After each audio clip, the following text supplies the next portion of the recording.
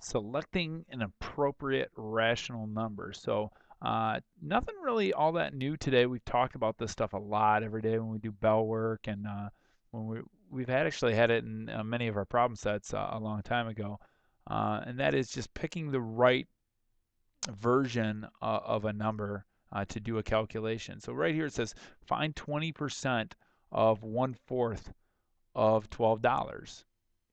Well, we can do all this work in fractions, or we can do all this work in decimals.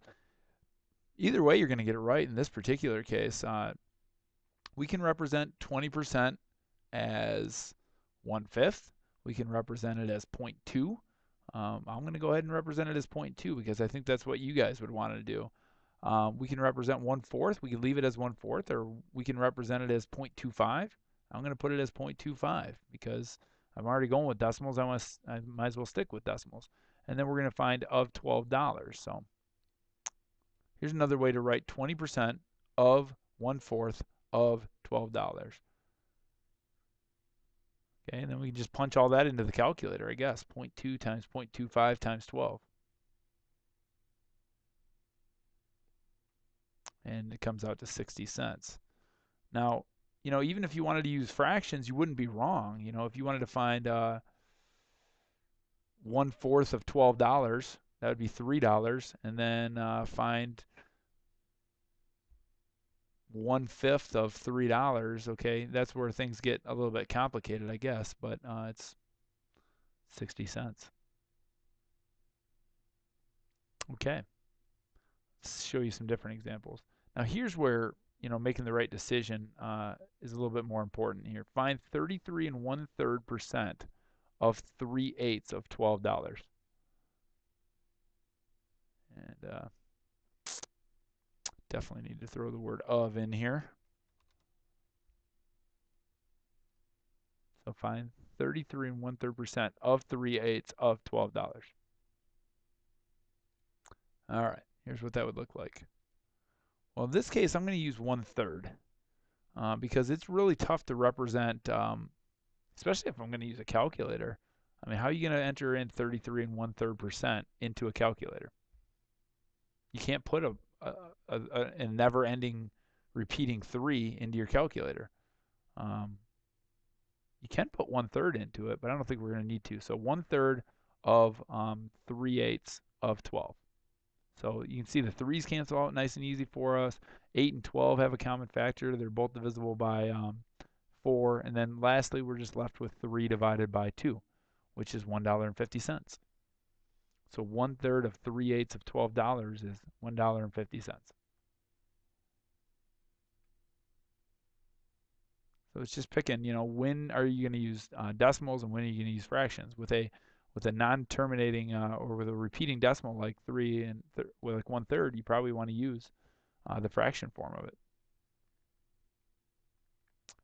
To find 80% of $21.50, would you convert 80% of a fraction or 80% to a fraction or a decimal? And believe it or not, guys, you're probably thinking 0.8, and I agree with you. I would convert 80% to 0.8.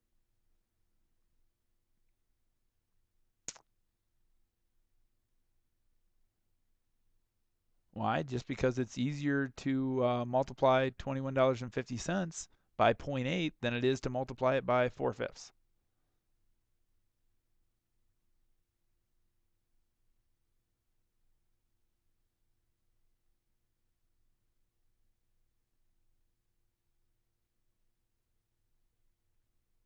So I would convert 80% to 0.8 because it's easier to multiply $21.50 by 0.8 than it is to multiply it by, should probably put a y on there, by 4/5. That's 80% also, but it's just easier. Grab a calculator and go. I don't blame you. To find 25% of $24, would you convert 25% to a fraction or a decimal? Well, now, I'm not going to use a decimal because I know in my head that I would convert 25% to 1/4. And then that 24 is divisible by 4.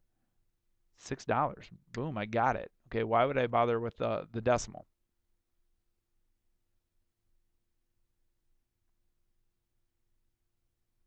So I'm going to convert 25% to 1/4 because it is easy to mentally divide 24 by 4.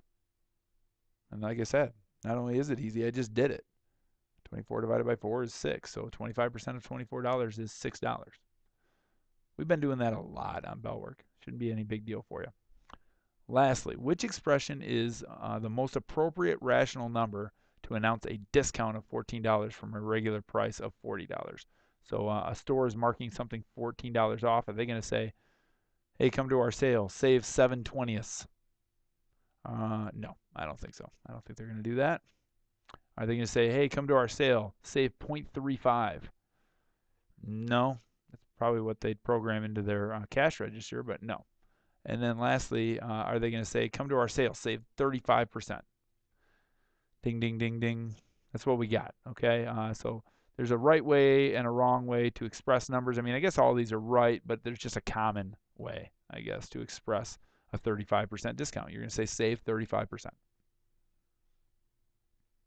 And that's what 7 divided by 20 is, 35%. That's all I got for you today. Have a great night, and we'll see you tomorrow.